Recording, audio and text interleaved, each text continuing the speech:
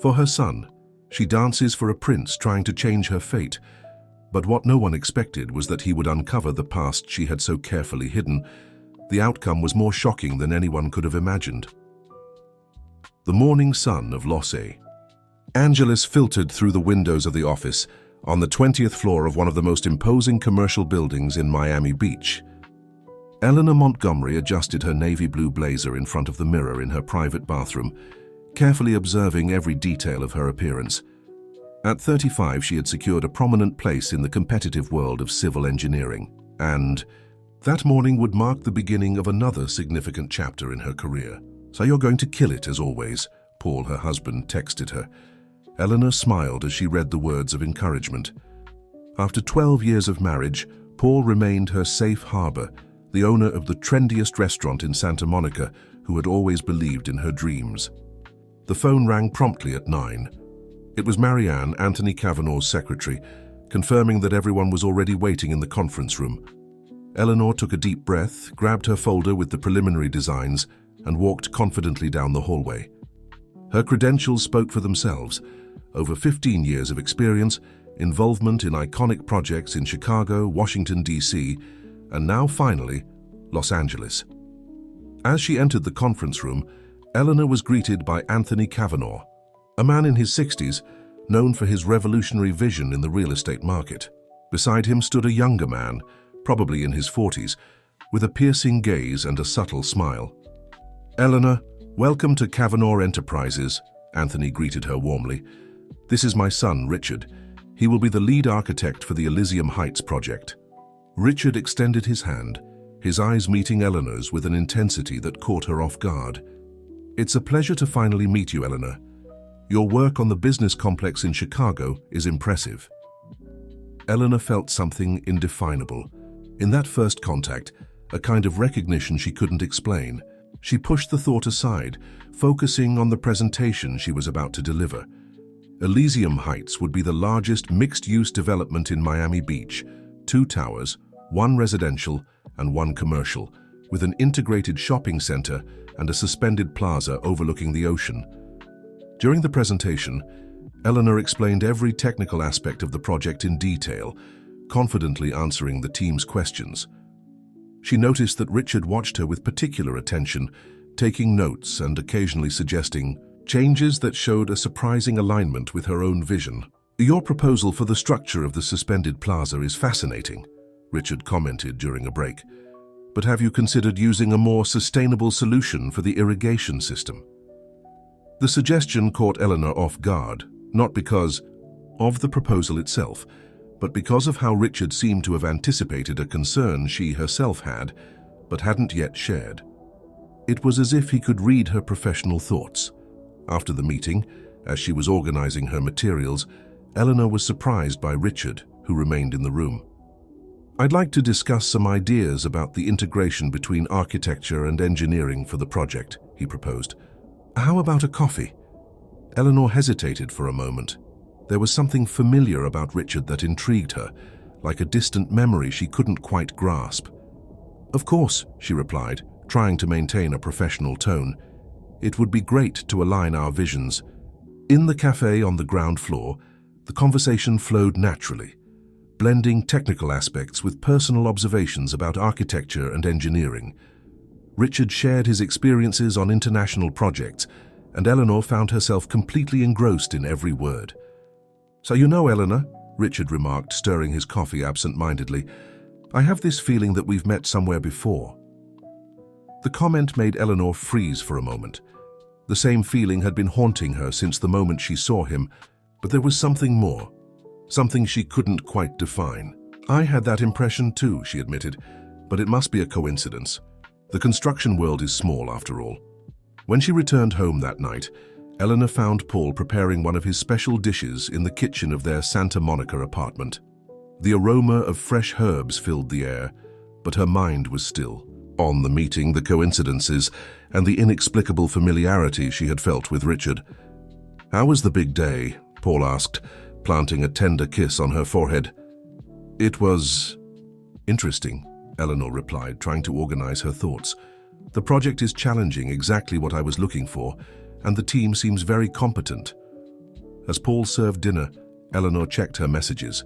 There was an email from Richard, with some suggestions for the project and an invitation for a one-on-one meeting the following week.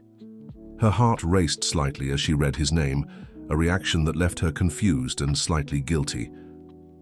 That night, as she tried to sleep, Eleanor was flooded with fragments of memories from her childhood in Colorado. Images of the mansion where she grew up, her father Frederick's face, and a specific afternoon that seemed important, but she couldn't fully recall. There was something in those memories that seemed to want to surface, something related to the feeling she had when she met Richard. The phone rang, pulling her from her thoughts. It was her father. "Eleanor, my dear, how are you? I heard you started the new project today." Frederick's voice carried a tone Eleanor knew well, concern mixed with something else, something she had never been able to fully decipher. "Everything's fine, Dad. The project is amazing, and Kavanaugh Enterprises seems to be exactly what I was looking for." There was a pause on the other end of the line, a silence that seemed to last longer than it should. "Kavanaugh, you said Kavanaugh Enterprises?" Her father's tone shifted, becoming more tense. Eleanor felt a shiver run down her spine. "Yes, Dad. Why? Do you know the company?" No, it just sounded familiar," Frederick replied quickly. Perhaps too quickly. "Just be careful, my dear. Sometimes the past has mysterious ways of catching up to us." Her father's words echoed in her mind, long after she hung up the phone. What past? What did her father know that she didn't? And why had the mere mention of the name Kavanaugh left him so unsettled? Eleanor spent the rest of the night restless, her mind alternating between the project ahead, her father's strange reaction, and the inexplicable connection she had felt with Richard. Something was beginning to stir, something that had been dormant for a long time, and she wasn't sure if she was ready to discover what it was. The next morning, upon arriving at the office, she found an old envelope on her desk, yellowed with age. Inside it was a photograph that made her heart stop for a moment. Two children playing in a garden she recognized immediately, the garden of her childhood home in Colorado. One of the children was herself at 6 years old. The other? Eleanor stared at the photograph with trembling hands, her heart beating irregularly. The other child in the image had a familiar smile, the same piercing eyes that, 29 years later, had unsettled her in the meeting room. It was Richard. There was no doubt. But how? Why didn't she remember him? And more importantly, why had no one ever mentioned this connection from the past? Turning the photograph over, she found a faded inscription.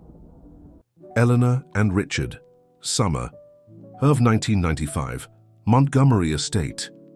Her hands shook even more now. She needed to call her father, demand answers, but something held her back.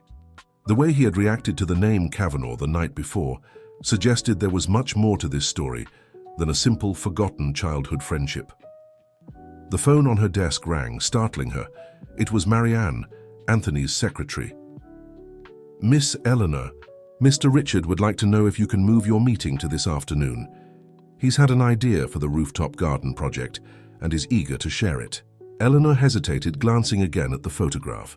"Yes, of course. What time?" "At 3 in his office." Tucking the photograph into her bag, Eleanor tried to focus on work, but her mind kept returning to that image. The hours dragged until the meeting.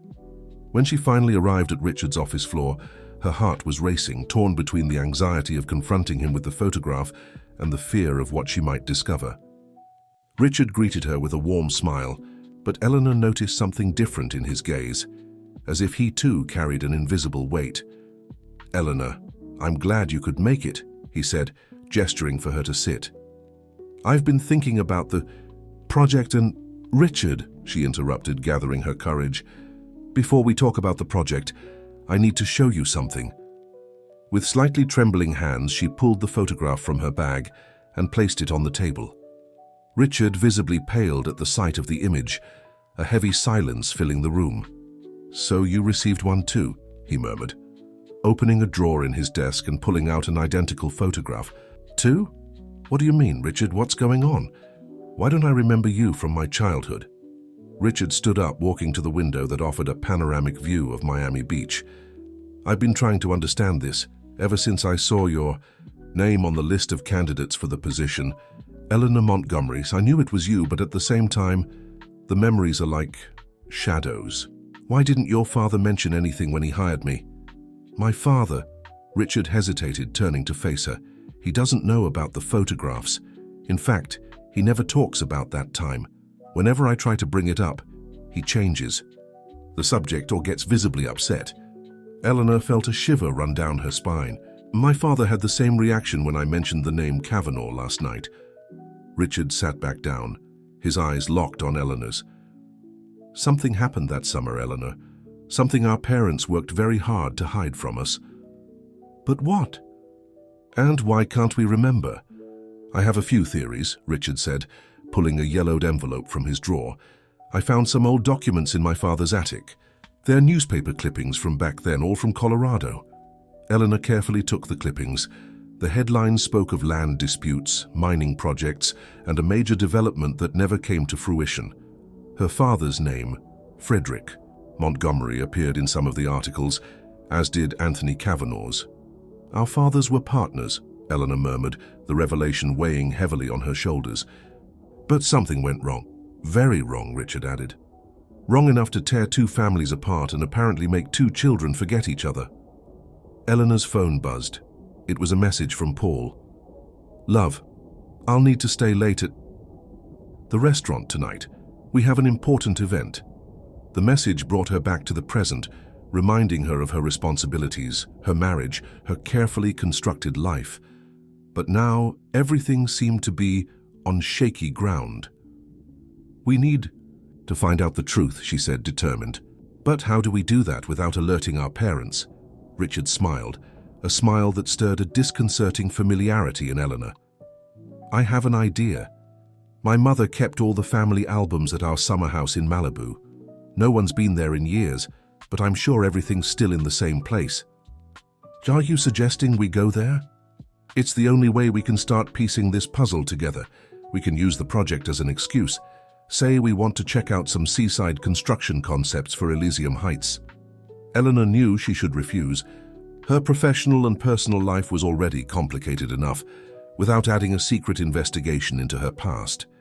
But there was something stronger driving her to uncover the truth, something beyond professional curiosity or family mystery. When? She asked, surprising herself with the quickness of her decision. This weekend. The sooner we start investigating, the better. Besides. Richard hesitated, his eyes meeting hers with that unsettling intensity. I have a feeling there's much more at stake here than just lost memories. At that moment, as if to confirm his words, Eleanor's phone rang again.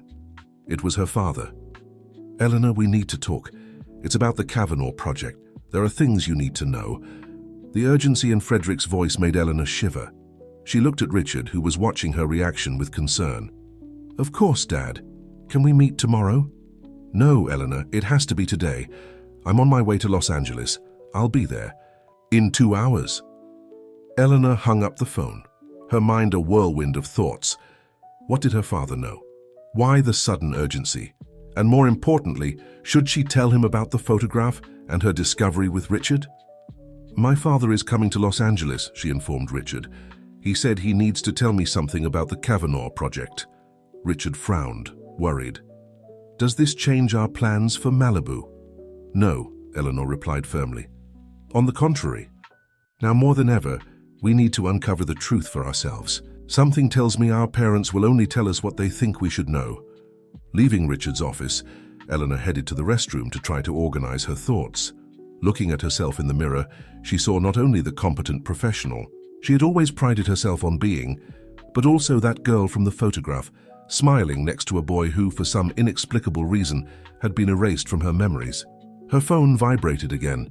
It was Paul asking if she'd like him to prepare something special for dinner over the weekend. Eleanor felt a pang of guilt. How would she explain her sudden trip to Malibu? How would she justify investigating a mysterious past alongside Richard? But before she could respond to Paul's message, she noticed something strange. There was an envelope identical to the one she had found that morning on the restroom sink. With trembling hands, Eleanor opened it. Inside, there was another photograph. more recent than the first, showing two families gathered around a dinner table. She recognized her parents, younger, smiling beside the Kavanaghs. On the back, a single handwritten phrase, "Some secrets need to remain buried." The restaurant chosen by Frederick for the meeting was in a discreet hotel in Botafogo, far from the curious eyes of Miami Beach and Santa Monica. Eleanor arrived first, choosing a secluded table with a view of the bay. The enigmatic message from the second photograph still echoed in her mind. Some secrets need to remain buried. As she waited, her phone buzzed with a message from Richard. "Be careful about what you reveal. I just discovered something important in the old documents. We need to talk before Malibu." Eleanor felt her heart race. What else had Richard uncovered? Before she could respond, she spotted her father crossing the restaurant. Frederick Montgomery, at 65, still carried the elegant posture and sharp gaze that had defined him during his years as a successful businessman. However, there was something different in his expression that night, a mix of worry and resignation that Eleanor had never seen before. "My daughter," he hugged her tightly, as if trying to protect her from something invisible. "We need to talk, about many things." Sitting down, Frederick ordered a double whiskey, something he rarely did. Eleanor opted for a red wine. She would need to keep a clear head for this conversation. "Dad, before we start, I need to show you something," Eleanor said, pulling the first photograph from her bag. She decided to keep the second one hidden for now. Frederick paled at the sight of the image, his hands trembling slightly as he held it. Where did you find this?" "It appeared on my desk this morning. Dad, why did you never tell me about Richard? Why can't I remember him?" Frederick took a long sip of his drink, his eyes fixed on the photograph. "There are things in the past, Eleanor, that we did to protect you. Decisions that weren't easy but were necessary." "What decisions, Dad? What happened that summer?" "The Kavanaghs," Frederick began, choosing his words carefully. "Anthony and I were more than just partners. We were like brothers. We had big plans for Colorado, a project that would change the region forever. You and Richard were inseparable back then, but then..." He paused, as if the next words were too difficult to say. "Then what, Dad?" "There was a betrayal, Eleanor. A betrayal that cost us everything we had built. The project, our friendship, the future we had planned. It all crumbled in a matter of days." Eleanor leaned forward, her mind struggling to process the information. "But that doesn't explain why I don't remember Richard, why no one ever mentioned that childhood friendship." Frederick sighed deeply.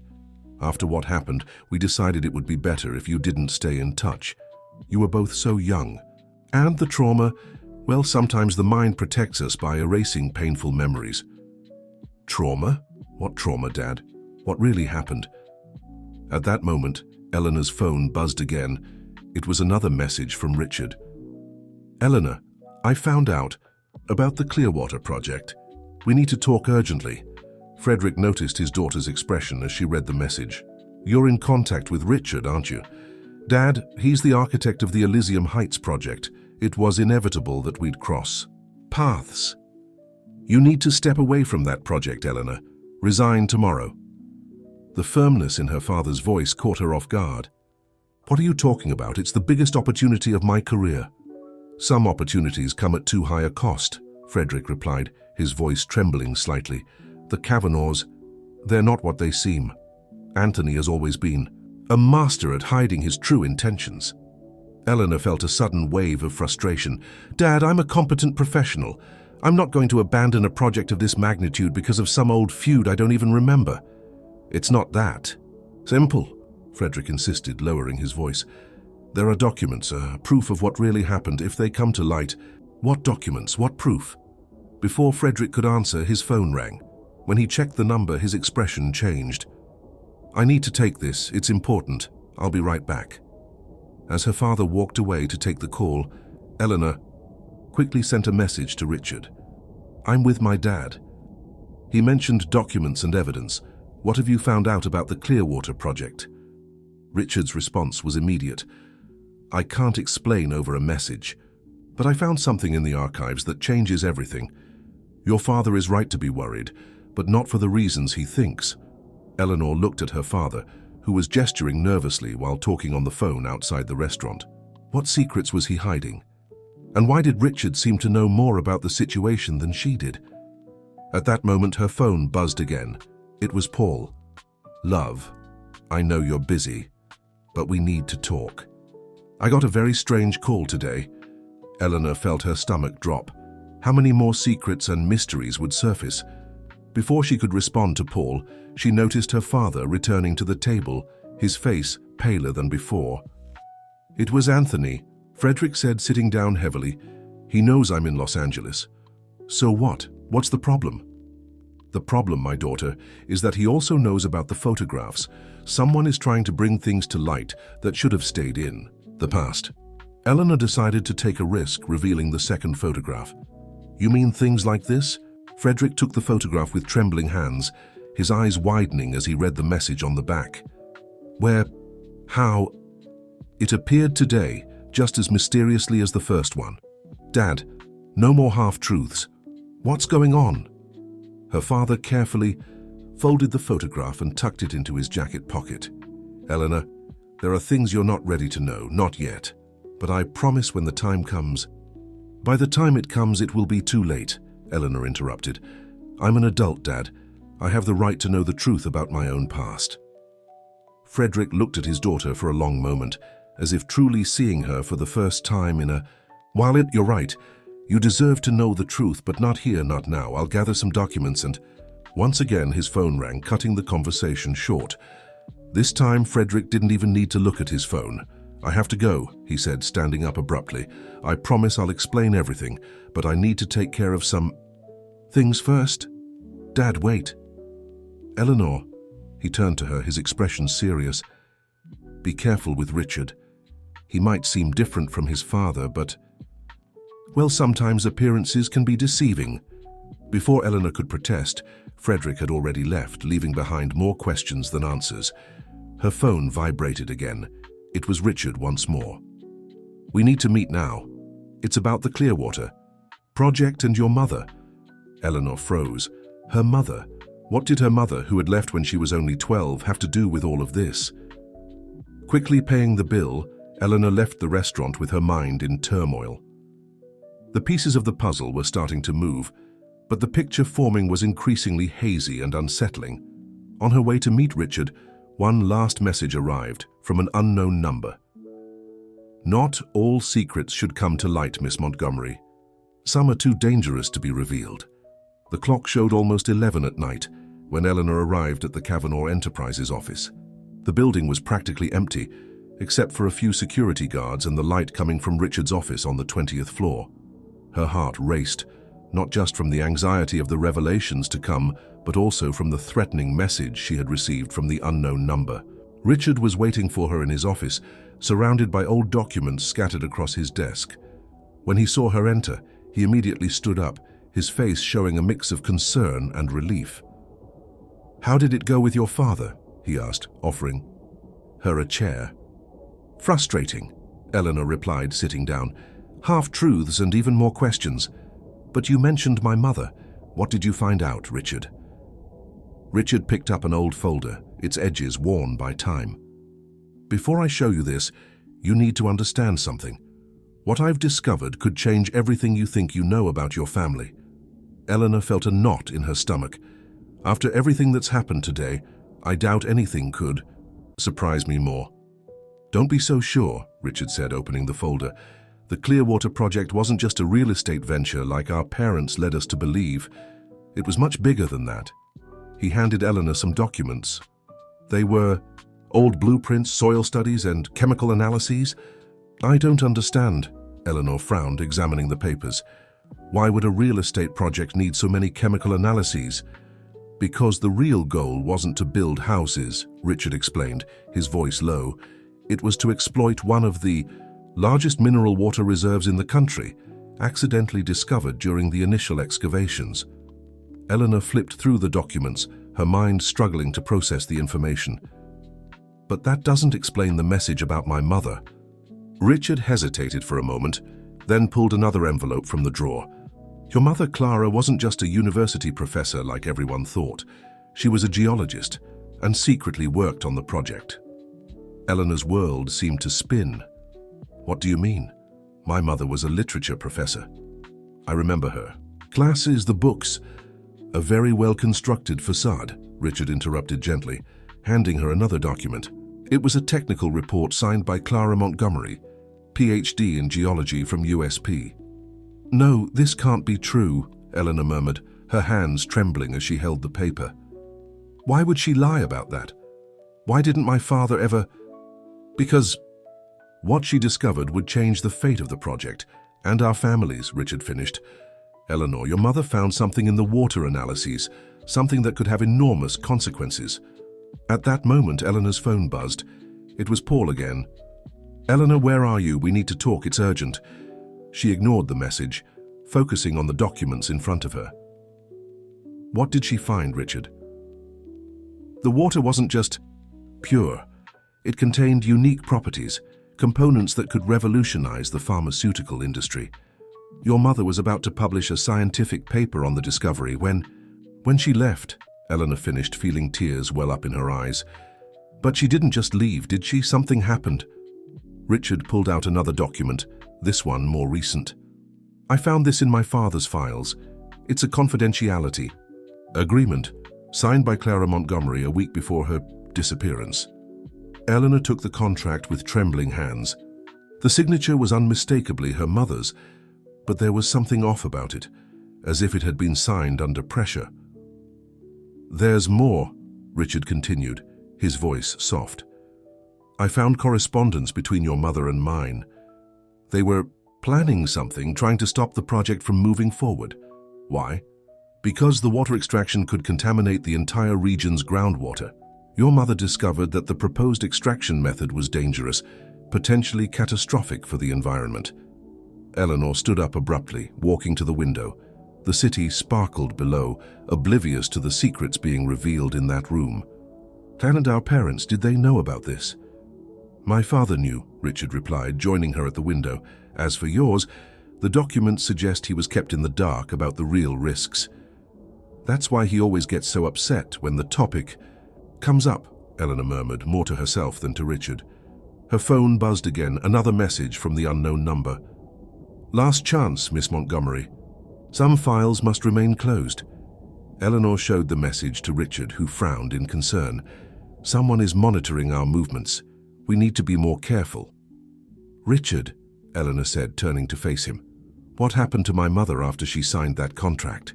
Before he could answer, they heard footsteps in the hallway. It was too late for any employee to be in the office. Richard quickly began gathering the documents. We don't have much time, he whispered. But there's one more thing you need to know. I found your mother's diary in the company's archives. It's hidden in Malibu at the vacation house. That's why we need to go there. The footsteps grew closer. Eleanor helped Richard gather the last documents when her phone buzzed one final time. It was Paul. Love, I just had a very strange visit at the restaurant. Someone who claimed to know your mother. The sound of a key turning in the lock made them freeze. Richard quickly turned off the lights, pulling Eleanor behind a filing cabinet. The door slowly opened, revealing a familiar silhouette, Anthony Cavanaugh. Son? Anthony's voice echoed in the darkness. I know you're there. We need to talk. About Eleanor Montgomery. Eleanor felt Richard's hand tighten around hers, a silent plea for her to stay quiet. In the dark, she could feel his heart pounding as hard as hers. Richard, Anthony's voice was closer now. I know about the photographs, about your investigation. There are things you don't understand, son. Things that need to remain as they are. At that moment, Eleanor's phone began to ring. It was her father. The sound echoed through the dark room, betraying her presence. The light turned on, revealing Anthony standing just a few feet away, his face a mask of surprise and something else. Fear. Eleanor, he said, his voice trembling slightly. You're just like your mother, the same determination in your eyes, the same ability to uncover secrets that should have stayed hidden. What happened to my mother? Eleanor asked, her voice steadier than she expected. Anthony looked at them both for a long moment, as if weighing his next words. Your mother made a choice, Eleanor, a choice that changed the fate of all of us. And now, it seems history is about to repeat itself. The silence that followed Anthony's words was heavy as lead. Eleanor stood still, her eyes fixed on the man who seemed to carry the weight of decades of secrets on his shoulders. Richard had taken a step forward, instinctively placing himself between his father and Eleanor. What choice? Eleanor finally managed to ask, her voice trembling slightly. What did my mother do that was so grave? Anthony walked to the window, his reflection overlapping with the city lights. Your mother was a brilliant woman, Eleanor. Perhaps too brilliant for her own good. She saw beyond appearances, beyond the numbers in reports. Dad, Richard interrupted, his voice firm. Enough with the half-truths. Eleanor has the right to know. Anthony turned, facing his son with an expression that mixed pride and concern. You've always been like this, son. Always wanting to defend others, always fighting for what you believe is right. Just like your mother. Eleanor's phone vibrated again. It was Paul. Love, the person who showed up here, they left something for you. An old envelope. They said it belonged to your mother. Eleanor showed the message to Richard, who nodded discreetly. Anthony noticed the exchange of glances between the two. You have no idea what you're meddling with, he said, his voice taking on a warning tone. The Clearwater project wasn't just about mineral water or real estate development. It was about power, about controlling resources that could shift the economic balance of an entire region. And my mother found out, Eleanor concluded. Is that why she started investigating in secret? Clara was an idealist, Anthony replied, sitting heavily in one of the chairs. She believed that scientific knowledge should serve the common good, not the interests of big corporations. And you disagreed? A sad smile crossed Anthony's face. I was younger then, more ambitious. The properties of that water weren't just special, they were unique. Pharmaceutical companies worldwide were interested. The sums involved were astronomical. But there were risks, Richard interjected. Risks that my mother and Clara also discovered. Calculated risks, Anthony countered. Every major venture has its risks. Calculated. Eleanor felt the anger rising in her voice. My mother's report showed that groundwater contamination would be irreversible. How did you... Anthony paled. Where did you see that report? Does it matter? Richard asked, stepping closer to his father. What matters is that you knew. You knew the risks and still decided to move forward. Eleanor's phone rang again. This time it was her father. Sweetheart, I'm heading to the office. Don't do anything until I get there. Is Anthony there? Before she could answer, the door to the room opened again. Frederick Montgomery entered, his face marked by worry and the exhaustion of years carrying secrets too heavy to bear. Too late, Anthony, Frederick said, looking at his old friend. They already know too much. Eleanor watched the scene with a growing sense of unreality. Her father, the man who had always represented stability and certainty in her life, seemed smaller, more vulnerable. What exactly do they know, Frederick? Anthony asked, his voice carrying a veiled threat. We know about the confidentiality agreement, Eleanor interjected. We know my mother was about to publish her findings when she disappeared. Disappeared? Frederick laughed bitterly. Your mother didn't disappear, Eleanor. She was forced to make an impossible choice. The silence that followed was interrupted by the sound of another phone, Richard's. It was a message from his mother, Beatrice. Son, I found Clara's letters. I'm on my way to the office. It's time for the truth to come out.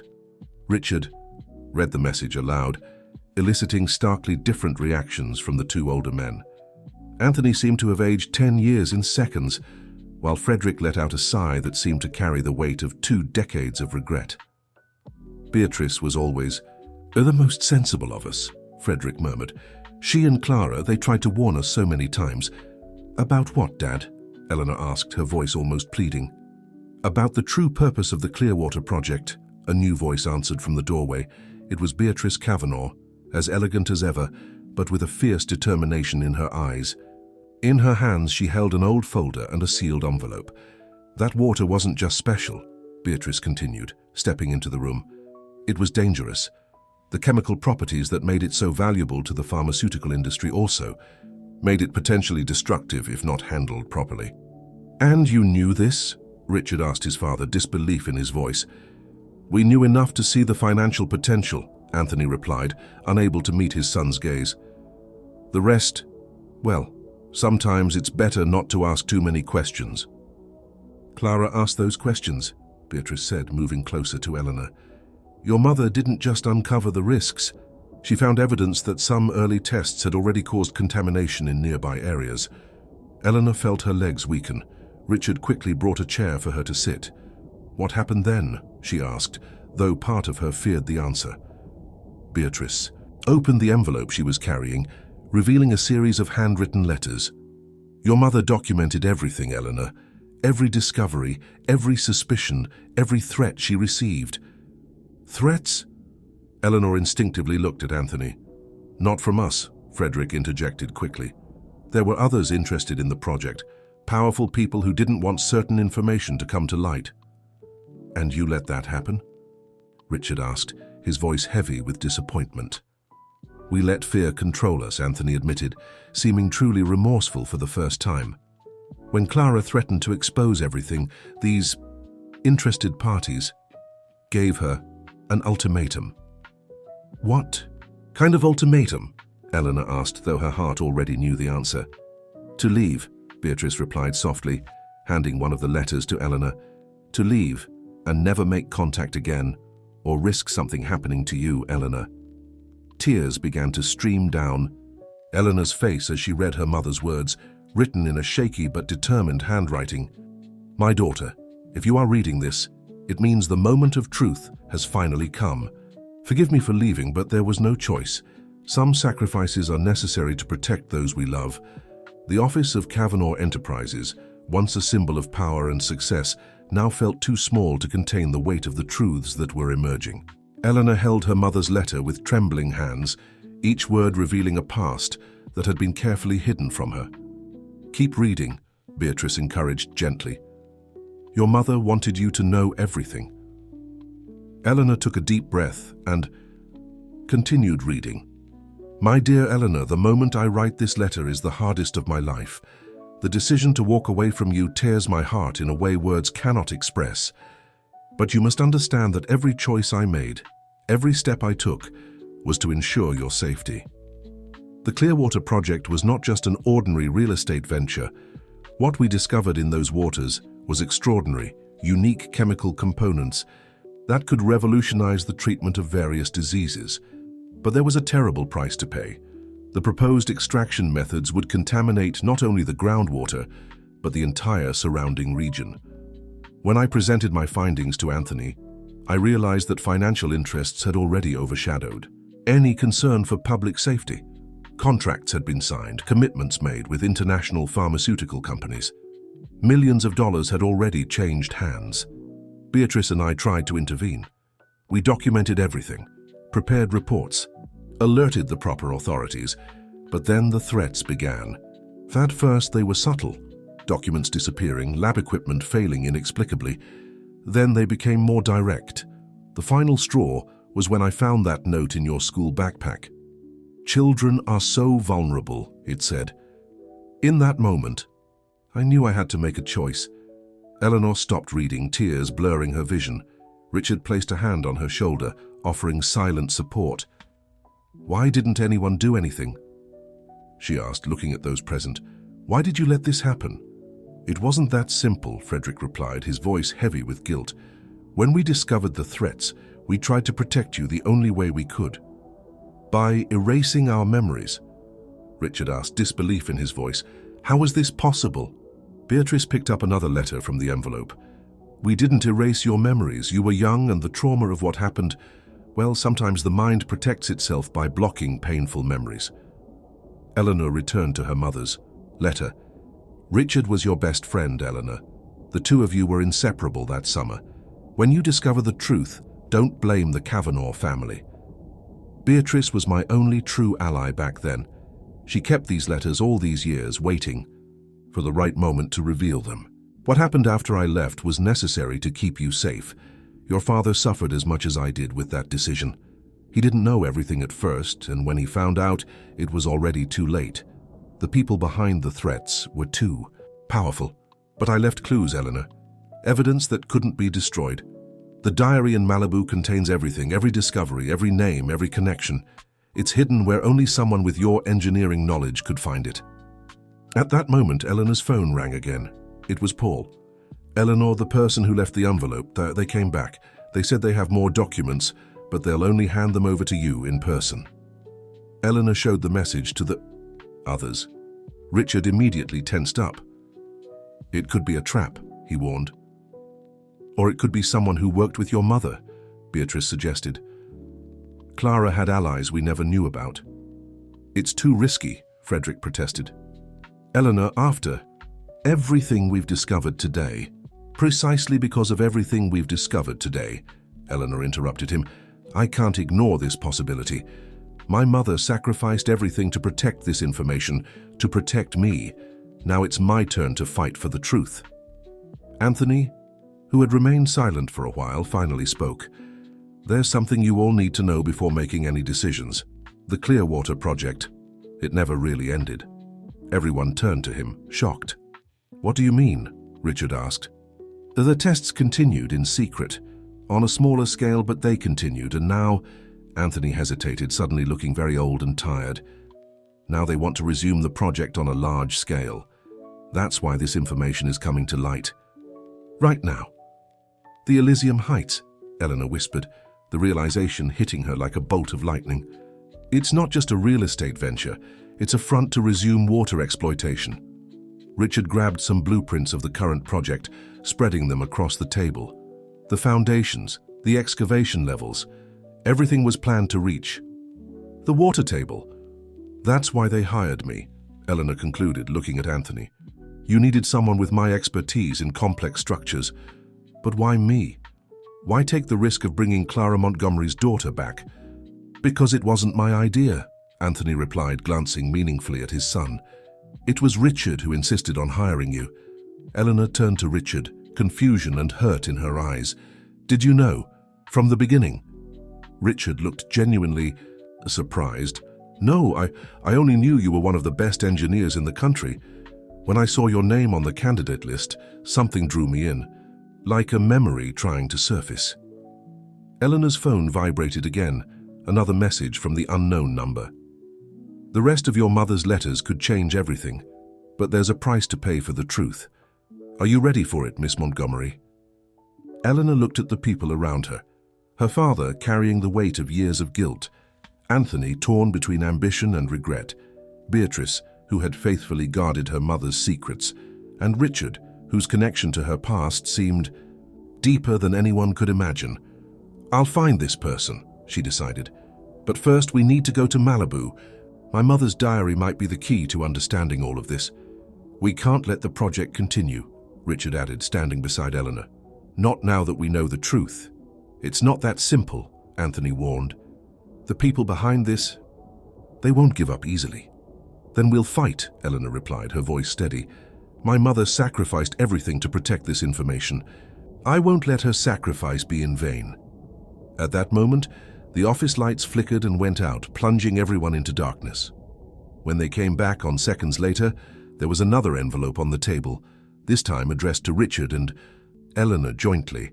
On the back, a single line, "The real test is yet to come. Are you ready to uncover what really happened that summer?" The road to Malibu wound along the coast, offering glimpses of the sea between the curves. Eleanor gazed at the scenery through the window of Richard's car, her mind still processing the events of the last 24 hours. Beside her on the passenger seat was the folder containing her mother's letters, each word within them weighing heavily on her heart. "Are you sure you don't want me to drive for a bit?" she asked Richard, noticing his fatigue after several hours on the road. "I'm fine," he replied, offering a reassuring smile. "Besides, you need to focus on those letters. There might be more clues about where exactly your mother hid the diary." Eleanor turned her attention back to the letters, rereading the passages she had marked. "The diary is where only someone with your engineering knowledge could find it." What did her mother mean by that? Her phone buzzed. It was Paul. "Love, That person came back to the restaurant, said they'll only wait until tomorrow, it's important. Paul is worried, Eleanor commented, showing the message to Richard. Maybe we should have told him more. The fewer people who know the details, the safer it is for everyone, Richard replied, though his voice betrayed a hint of uncertainty. The GPS announced they were nearing their destination. The Kavanagh's summer house came into view, a stunning seaside structure with modernist architecture that stood out on the hillside. It's been so long, Richard murmured, parking the The last time I was here was that summer. Eleanor felt a shiver as she looked at the house. Fragments of memories began to surface. Children's laughter, the scent of the sea breeze, distant music. I remember that balcony, she said softly, pointing to the second floor. We used to sit there to watch the sunset, Richard finished, his eyes meeting hers. The memories are coming back, aren't they? Before Eleanor could respond, her phone buzzed again, a message from an unknown number. The answer you seek is in the foundations. Some secrets are built in concrete. In the foundations, Eleanor repeated, an idea beginning to form. Richard, your mother said my mother kept all the family albums here, right? Yes, in the office on the second floor. Why? Because my mother wouldn't hide something so important in an obvious place, Eleanor explained, her engineer's mind working quickly. She said only someone with my knowledge could find it. The blueprints of the house, Richard concluded, understanding where she was going. They must be in the office with the other documents. They entered the house, the air thick with memories and dust. Eleanor followed Richard to the second floor, each step awakening more fragments of the past. A birthday party, children running through the halls, adults speaking in hushed tones on the balcony. The office was exactly as Beatrice had described. Shelves, filled with old albums and documents. Richard went straight to a specific drawer, pulling out a folder with architectural blueprints. Here, he said, spreading the drawings across the table. These are the original blueprints of the house from when it was built in 1985. Eleanor examined the documents with a professional eye, searching for anything unusual. Suddenly, her gaze fixed on a detail. Look at this. She pointed to a specific area of the foundation. There's an inconsistency in the structural design. This pillar, its dimensions are over-engineered for the load it supports. What does that mean? It means it was designed larger than necessary, as if... Eleanor paused, a sudden memory hitting her, as if it needed to hide something inside. Richard examined the spot indicated on the blueprint. This pillar, it's directly below the room you used that summer. Eleanor felt her heart race. Another memory surfaced, her mother late at night whispering something about keeping it safe. We need to check this pillar, she said, already, heading for the door. Wait, Richard gently stopped her.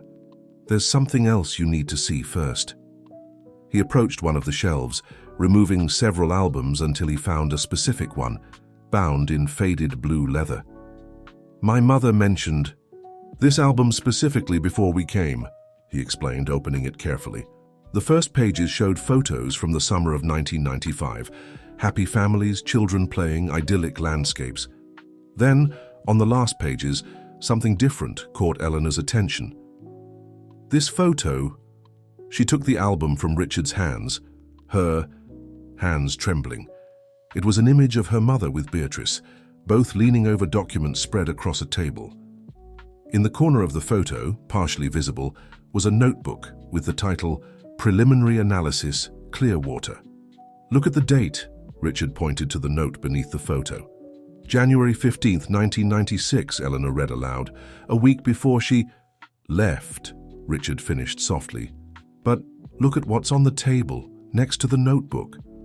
Eleanor brought the photo closer to her eyes, trying to make out the details. There was an architectural blueprint very similar to the one they had just examined, with notes in the margins. She left clues, Eleanor whispered. All this time, a noise from downstairs startled them, footsteps climbing the stairs. Someone's here, Richard murmured, pulling Eleanor behind a bookshelf. The footsteps grew closer to the office. Eleanor could hear her own heart pounding. Her phone vibrated silently in her pocket. Another message from the unknown number. You are not alone. Be careful who you seek in the dark. The doorknob began to turn slowly. The office door creaked open, the sound of old hinges echoing in the tense silence. Eleanor and Richard remained motionless behind the bookshelf, their breaths held. The hallway light cast a long shadow across the office floor. "Eleanor?" a familiar voice called. "Richard?" It was Beatrice Kavanagh. "Mum?" Richard stepped out from behind the bookshelf, followed by Eleanor. "What are you doing here?" Beatrice entered the office, closing the door behind her. Her usually serene face showed signs of concern. "I knew you'd come here," she said, stepping closer. "After you left the office last night, I found this in my mailbox." She held out a yellowed envelope, similar to the others they had received. Inside was a single photograph, Clara Montgomery and Beatrice, together in that very office, holding what appeared to be a journal. "This photo was taken on the last day," Beatrice explained, her voice trembling slightly. "The last day I saw Clara." Eleanor examined the photograph closely. "Why are you showing us this now?" "Because there's something you need to know," Beatrice replied, sitting down in one of the old armchairs. "Something neither Anthony nor Frederick knows." Richard and Eleanor exchanged worried glances. "Clara didn't leave just to protect you, Eleanor," Beatrice continued. "She discovered something in the Clearwater project that went far beyond groundwater contamination. Something that involved people in very high positions in the government." "What kind of discovery?" Eleanor asked, sitting in the opposite armchair. "The properties of that water weren't just medicinal," Beatrice explained, lowering her voice. "Clara found that it contained components that could be used for other purposes, purposes that interested certain government organizations. That's why there's interest in reviving the project now," Richard concluded, the pieces starting to fall into place. "Exactly," Beatrice confirmed. "Elysium Heights isn't just a front to resume water exploration. It's part of something much bigger." Eleanor's phone buzzed. It was Paul again. "Love, the person who has the documents. She mentioned something about the Guardian project. She said it's urgent for you to know about it." Eleanor showed the message to Beatrice, who visibly paled. "The Guardian project," as she whispered. "Clara mentioned that name in her last notes." "Where are those notes?" Eleanor asked, leaning forward. "In the diary," Beatrice replied. "The same one she hid here in this house." "We know where it is," Richard interjected, showing the architectural blueprint to his mother. Eleanor discovered an inconsistency in the structural design, a pillar that... "The guest room pillar," Beatrice finished, a sad smile on her lips. Clara was brilliant. She knew only someone with engineering knowledge would notice that anomaly. Eleanor stood up, determined. "We need to check that pillar now." "It's not that simple," Beatrice warned. "The pillar is inside the wall. We'll have to make an opening." "I have some tools in the car," Richard offered, "but we'll need to be careful not to compromise the structure." As they went downstairs to get the tools, Eleanor's phone rang. It was her father. "Eleanor, where are you?" Frederick's voice was tense. "I just got a call. They know about the diary." "Who knows, Dad? Who are they?" "I can't explain over the phone. But you need to be quick. You're not the only ones looking for this information." After hanging up, Eleanor found Richard and Beatrice already in the guest room, examining the wall where the pillar was embedded. "Here," Eleanor pointed to a specific spot, her years of engineering experience guiding her analysis. "The texture of the wall is slightly different in this area." Richard began working with the tools, carefully removing the coating. After a few minutes, they found something, a small metal door, perfectly camouflaged in the structure of the pillar. "A safe," Beatrice whispered. Clara was always meticulous in her plans. "But how do we open it?" Richard asked, examining the mechanism. Eleanor smiled, another memory surfacing. "I remember my mother teaching me about special numbers. She said some numbers were like keys that opened doors to important secrets." Her fingers touched the safe's keypad, hesitant. What numbers would her mother have chosen? Then, looking at the photograph Beatrice had brought, she noticed something. The date was partially visible on a calendar on the office wall. 15/01/96, she murmured, typing the numbers. Nothing happened. "Wait," Beatrice interjected. "Clara never used common dates. She converted everything into mathematical sequences. Eleanor closed her eyes, recalling the math lessons her mother had given her. Euler's number, she said suddenly. She always said it was the most elegant number in mathematics. She typed 287-1828. The safe emitted a soft click. Inside, they found a package carefully wrapped in waterproof plastic. Eleanor opened it with trembling hands, revealing a black leather-bound journal and several sealed envelopes. "There's something else here," Richard said, reaching into the bottom of the safe. It was an old flash drive, protected by a waterproof case. Before they could examine the contents further, they heard the sound of cars approaching the house. Beatrice ran to the window. "3 black cars," she reported, tension in her voice. "I don't recognize any of them." Eleanor's phone vibrated one last time, an unknown number. "They've arrived. Go out the back. There's a boat waiting at the pier. Clara left more than a journal in that house. Look for the underground lab." "Underground lab?" Eleanor looked at Beatrice, who nodded gravely. "Clara was conducting some experiments in secret," she explained quickly. "In the utility room behind the pantry. There is a passage. Few know of its existence." They heard car doors slamming, male voices approaching the house. "We don't have much time," Richard said, stashing the diary and envelopes into his backpack. Eleanor took one last look at the open safe, knowing they were about to uncover far more than just family secrets. The Guardian Project, the secret lab, the true intentions behind Elysium Heights. It was all connected in a way she still didn't fully understand. "This way," Beatrice whispered, guiding them out of the room. "And Eleanor, your mother left one more thing for you, something that will only make sense when we find the lab." As they followed Beatrice through the halls of the house, the sound of footsteps downstairs grew louder. The moment of truth was approaching, and with it revelations that would change their lives forever. Beatrice quickly led them through the house, crossing the kitchen until they reached the service area. The sound of footsteps and voices upstairs indicated they weren't alone. With precise movements, she removed some boxes stacked against what seemed like an ordinary pantry wall, revealing a perfectly camouflaged metal door. "Clara thought of everything," Beatrice whispered, manipulating a discreetly installed digital panel beside the door. "She knew this day would come." The door opened silently, revealing a staircase descending into darkness. Eleanor felt Richard take her hand, an instinctive gesture of protection that stirred a distant memory. The two of them as children holding hands while descending stairs during a storm. "Quickly," Beatrice urged, closing the door behind them as they entered. Automatic lights flickered on, revealing a spiral staircase that seemed to descend several meters. As they descended, Eleanor opened her backpack and pulled out her mother's diary, flipping through it quickly under the dim glow of emergency lights. "Here," she said, stopping at a specific page, "notes about the Guardian Project." Richard and Beatrice leaned in to read, "December 20th, 1995. The analysis confirmed my suspicions. The water isn't just special, it's unique. The chemical components we found have properties that defy everything we know about molecular chemistry. But what's most concerning isn't the medicinal properties that pharmaceutical companies are so interested in. It's the other potential, the one General Martinez is so insistent on exploring. The Guardian Project isn't about healing or treatment, it's about control.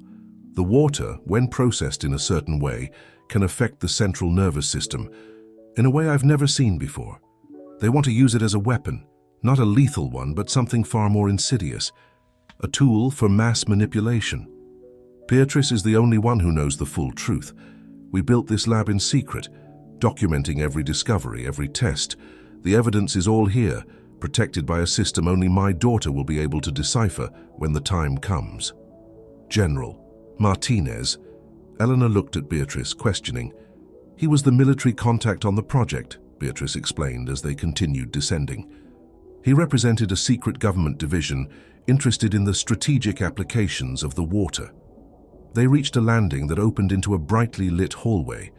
The walls were lined with white tiles, and several doors lined each side. "The main lab is at the end of the hallway," Beatrice pointed out. "That's where Clara kept her most important discoveries." As they walked down the hallway, Eleanor continued reading the diary. "January 15th, 1996. Today we confirmed the worst. Preliminary tests on animals showed that the processed water could significantly alter behavioral patterns. General Martinez is thrilled with the results, but he doesn't realize or doesn't care about the ethical implications. They plan to test it on humans. Beatrice and I decided we need to act. I prepared all the documentation, including videos of the experiments and detailed analyses. Everything is stored in the main lab's vault, but I also left copies in safe places with trusted people. If something happens to me, the evidence will come to light. Eleanor, my daughter, if you're reading this, you need to find Dr. Marina Sanders. She was my most trusted assistant and kept part of the evidence. She helped build this lab and she knows all the secrets these walls hold.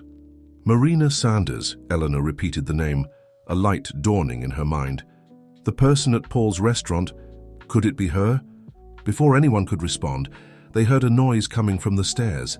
Someone had discovered the passage. This way, Beatrice guided them to the last door. The main lab has an emergency exit that leads directly to the sea. The lab was a spacious and surprisingly well-preserved area. Sophisticated equipment, though outdated, still occupied the workbenches. On one wall, a large whiteboard still displayed complex chemical formulas written in Clara's distinctive handwriting. "Way, the main vault." Beatrice pointed to a panel on the back wall. "Clara said only you could open it, Eleanor." Eleanor approached the panel, examining it closely. There was no numeric keypad this time, just a scanner. "DNA," Richard realized. "It's a biometric reader." "Clara knew you'd come one day," Beatrice explained. "She set the system to respond only to your DNA." Eleanor placed her hand on the scanner, her heart racing. A green light flashed, and the panel slid aside, revealing a small chamber filled with documents, old videotapes, and several external hard drives. "Take everything," Beatrice instructed, already hearing footsteps in the hallway. "We have less than 2 minutes before they find us." As Richard and Eleanor quickly packed the materials into their backpacks, Beatrice typed commands into an old computer. "What are you doing?" Richard asked his mother. "Activating the emergency protocol Clara left behind," she replied, her fingers flying over the keyboard. "If we can't stop them from finding this place, at least we can make sure they don't find anything useful." A soft alarm began to sound and red lights flashed on the ceiling. "The emergency exit is here."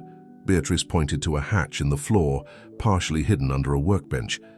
"It leads to a tunnel that exits at a private cove. There's a boat waiting." "How do you know there's a boat?" Eleanor asked, helping Richard with the backpacks. "Because I put it there," a new voice replied from the lab door. The three turned, startled. A woman in her 60s, with graying hair and an elegant posture, stood at the entrance. "Dr. Marina?" Eleanor asked, recognizing her from the description in the journal. "I was wondering when you'd finally get here," Marina smiled. "Your mother always said you'd find your way when the time was right." The sound of footsteps grew rapidly closer. "Explanations will have to wait," Marina urged, moving to help them with the hatch. "We have much to discuss, but first we need to get out of here." As they prepared to descend through the hatch, Eleanor noticed something familiar in the way Marina moved, the way she spoke. There was something about her that reminded her of her mother, a connection that went beyond their old professional partnership. The journal in her backpack felt like it weighed a ton, filled with secrets yet to be revealed. But one thing was certain: the answers they sought weren't just in the documents they'd found, but also in the memories and knowledge Marina Sanders carried with her. "Eleanor," Marina called softly as she helped her down, "your mother left something else for you, something I've kept all these years, waiting for this moment." She handed Eleanor a sealed envelope, different from all the others they'd received. On the back, in Clara's handwriting, it read, "For my daughter, when she finally discovers the truth about who she really is." The tunnel was longer and more complex than they'd expected. Marina led the group with a flashlight, while the distant sound of footsteps and voices echoed behind them. Eleanor held the envelope in her hands, resisting the urge to open it as they hurried through the damp passage. "Your mother planned everything down to the smallest detail," Marina explained as they moved forward. "She knew that one day you'd follow in her footsteps, not just as an engineer, but also in the search for the truth." Why did you wait so long to reveal yourself? Eleanor asked, her voice echoing faintly off the tunnel walls. Marina paused briefly before answering. Because your mother left specific instructions. When Elysium Heights begins, Eleanor will be ready, she said. Clara always knew they'd try to restart the project one day. The tunnel curved gently to the right and the sound of the sea grew closer. Beatrice, walking just behind Eleanor, touched her shoulder gently. You should read the envelope now, she suggested. What's written there could change everything that's to come. Helena looked at Richard, who nodded encouragingly. With trembling fingers, she opened the envelope as they continued walking. Inside was a letter and a small locket. Dear Helena, if you are reading this, it means you have finally discovered the truth about the Guardian project and found the lab. But there is an even greater truth you need to know, one that explains why you, specifically, are so important to all of this. You are not just my daughter, you are my scientific successor even without knowing it. During your childhood, while I pretended to teach literature, I was actually teaching you advanced principles of chemistry and biology, disguised as stories and games. Those special numbers you learned weren't just mathematical sequences, they were specific molecular formulas. The locket accompanying this letter contains a microscopic USB drive with all the research I managed to save, but the most important thing is what's stored inside. It's a chemical sequence that, when combined with your engineering background, will allow you to understand something no one else can: how to neutralize the effects of the water. You've always wondered why you're so adept at structural calculations, why you can feel materials in a way other engineers can't. It's no coincidence. I programmed that into you through years of carefully planned education. Marina will explain the scientific details, but know this: you are the only living person who can prevent the Guardian project from being used as a weapon of mass control. Your engineering knowledge, combined with the subliminal training you received in childhood, makes you the only person capable of developing the necessary containment structure. Forgive me for planning your life this way, but there was no choice.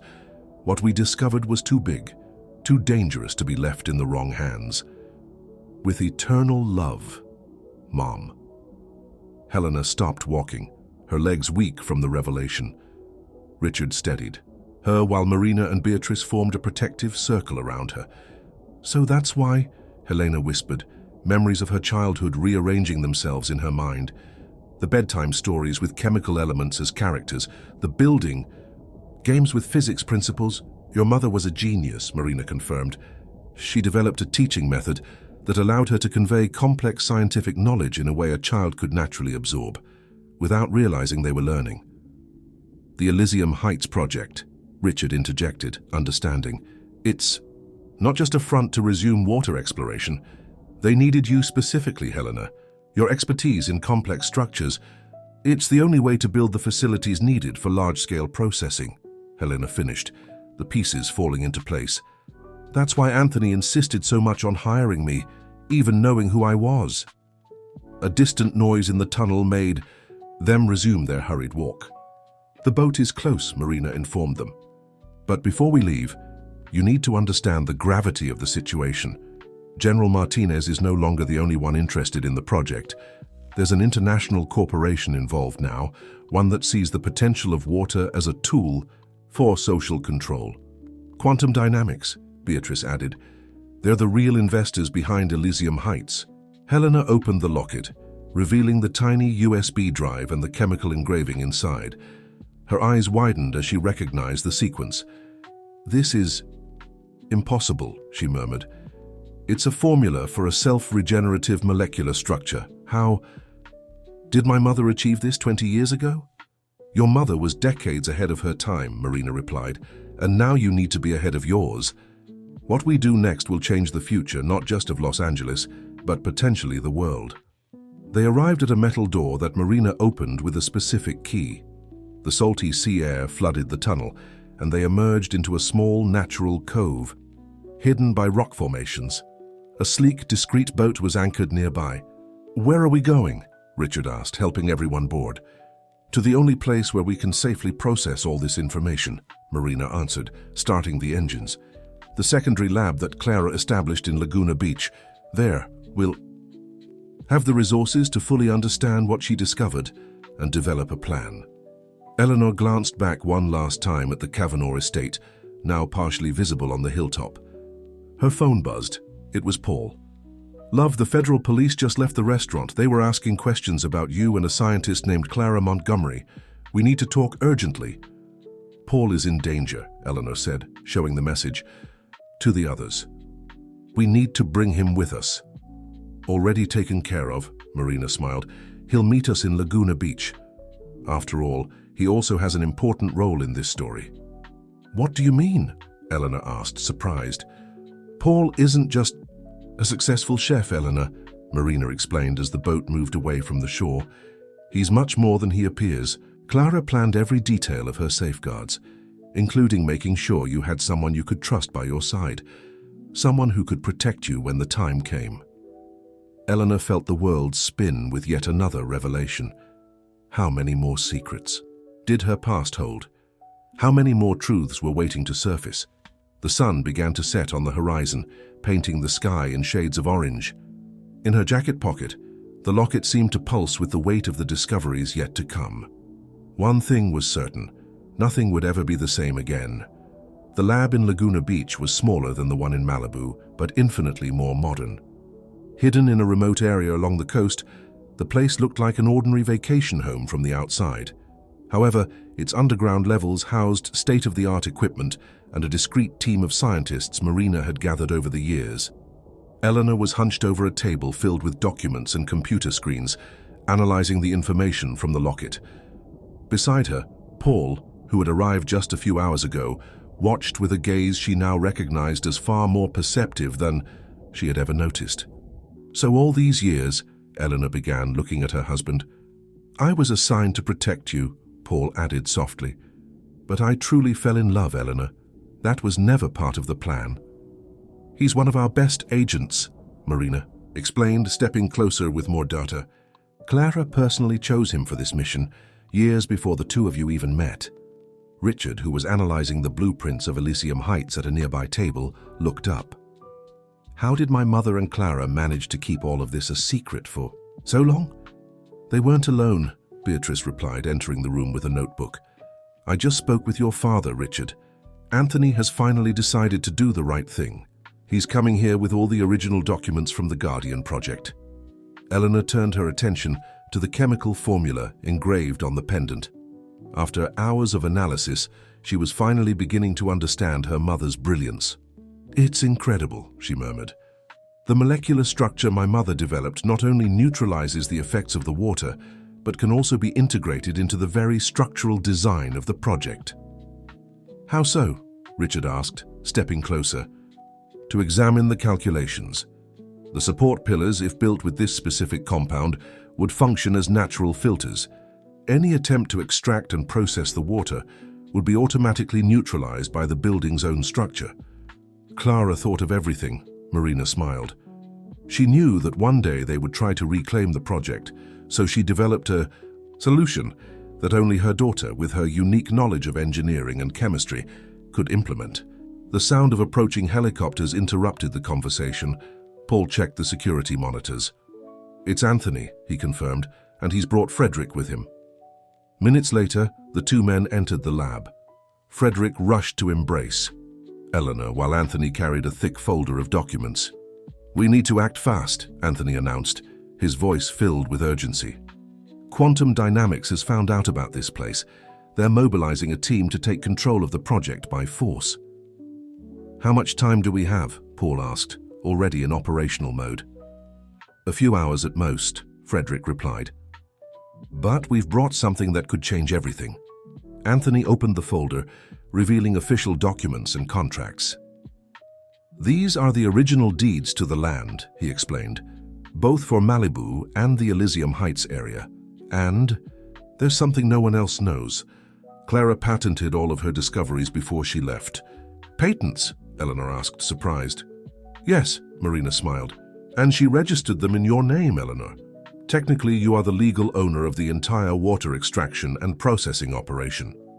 Which means, legally, nothing can be done. Without your authorization," Paul added. Eleanor looked at the documents, at the patents her mother had left as a final safeguard. Everything made sense now, every piece of the puzzle fitting perfectly. "It's not just that," she said, turning to the monitors displaying her calculations. "With these formulas and my engineering knowledge, I can modify the Elysium Heights project in a way that makes it impossible for quantum dynamics to use it for their purposes." "How?" Richard asked, though his smile suggested he was already beginning to understand. "We'll build it exactly as they want," Eleanor explained, her eyes shining with the same intensity everyone recognized in Clara's. "But every structural element, every pillar, every foundation will be designed with the compound my mother developed. The building itself will be a massive protective structure." "And once it's built," Marina continued, grasping the plan, "it will be impossible to remove or modify it without compromising the entire structure," Eleanor finished. "The water will be permanently protected in a way no one can legally challenge." "We'll need a trusted team," Paul noted. "People who can implement the project without raising suspicions." "We already have that," Beatrice interjected, showing a list on her notebook. "Years of preparing people, positioning them strategically, in key companies. Clara's legacy goes far beyond what we imagined." The sound of more helicopters filled the air, this time more distant. "It's them," Paul warned, checking the external monitors. "Quantum dynamics." "They're late," Eleanor smiled, holding the locket. "The modified project is already being sent to all relevant authorities. With the patents in my name and the structural modifications already registered, there's nothing they can do legally." "What about General Martinez?" Frederick asked, concerned. "Let's just say some information about his past activities is already in the right hands," Paul replied with an enigmatic smile. "He'll have bigger concerns in the coming months." Eleanor looked at the people around her, her father, remorseful but determined to make amends. Anthony finally choosing the right side of history. Richard, who had found his way back into her life in a way none of them could have predicted. Paul, her protector and true love. Marina and Beatrice, faithful guardians of her mother's secrets. "Clara would be proud," Marina said softly, placing a hand on Eleanor's shoulder. "You not only uncovered the truth, but found a way to protect it permanently." On the main monitor, the data for the modified Elysium Heights project blinked, now complete. Her mother's dream was about to become a reality, not as a weapon of control, but as a monument to the preservation of human freedom. "There's one more thing you need to see," Marina said, heading to a special computer. Clara left a video message to be opened only when everything was resolved. The screen lit up, and Clara Montgomery's face appeared. Younger, but with the same determined eyes Eleanor had inherited. Her voice, clear and firm, filled the lab. "If you're seeing this, it means everything worked out. Eleanor, my daughter, you did it. Richard, you have found your way back. And to all those who helped protect this secret over the years, thank you. What we have built here is not just a project or a scientific discovery. It is a legacy of protection for future generations. The water of Clearwater will remain pure, as it should be. And through knowledge and ingenuity, we have found a way to ensure it is never used to cause harm. Eleanor, you are more than my successor. You are the guardian of something precious, the truth. Use it wisely, as I know you will. And always, remember, true power lies not in control, but in protecting what is precious and pure. To all of you, my eternal love and gratitude. The future is now in good hands." The screen darkened, leaving a silence heavy with emotion in the laboratory.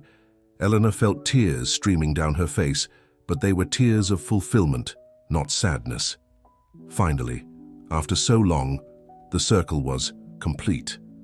"Let's build something extraordinary," Richard said, taking her hand. "Yes," Eleanor replied, looking at the monitors displaying the future Elysium Heights, now no longer a project of ambition and control, but a monument to a mother's love for her daughter and to humanity's determination to protect what truly matters.